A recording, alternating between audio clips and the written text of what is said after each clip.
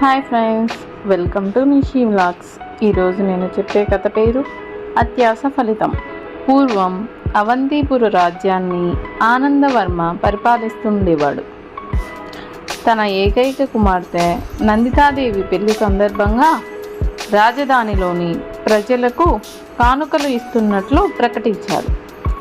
దీంతో జనాలంతా పెద్ద సంఖ్యలో కోట దగ్గరకు చేరారు.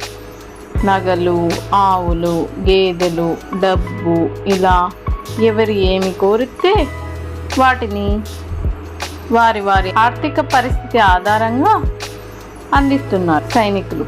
అంతలోనే అక్కడికి ఓ అత్యాసపరుడైన వడ్డీ వ్యాపారి తన వేషం మార్చి వచ్చాడు. రాజా, నేను ఈ రాజ్యంలోనే అందరికంటే పేదవాణ్ణి. నాకు మిగిలిన వారికన్నా ఎక్కువ నగలు, డబ్బు ఇప్పించరు అని రాజును ప్రాధేయపడ్డాడు. కూతురి వివాహం సంతోషంలో ఉన్న ఆనందవర్మ అతడి కోరికను కాదనలేకపోయాడు.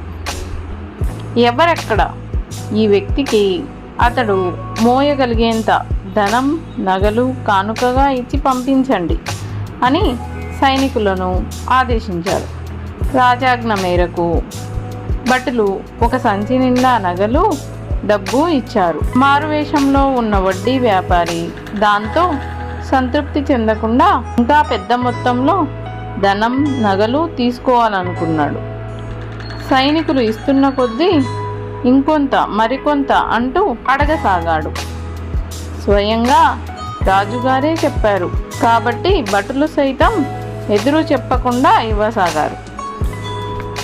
2-3 సంచులు నింపుకున్న తర్వాత వాటిని తన భుజానికి ఎత్తుకుని ఆ వడ్డీ వ్యాపారి ముందుకు కదిలాడు. కొన్ని అడుగులు ముందుకు నడవగానే బరువుకు తాళలేక కింద పడి తీవ్ర గాయాల పాలయ్యాడు.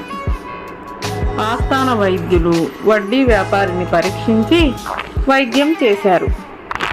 ఇంతలోనే ఎవరో ఆ వ్యాపారిని గుర్తించి విషయాన్ని భటులకు చెప్పారు. వారు రాజుకు ఫిర్యాదు చేశారు. ఆనందవర్మకు విపరీతమైన కోపం వచ్చినా ఉంచకుండా మన్నించాడు. కానీ వడ్డీ వ్యాపారికి మాత్రం అతడి అత్యాస శిక్ష విధించింది.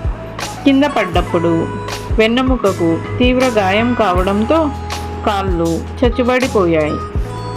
మంచానికే పరిమితమయ్యాడు. తన దురాశే దుఃఖానికి కారణమైందని జీవితాంతం బాధపడ్డాడు.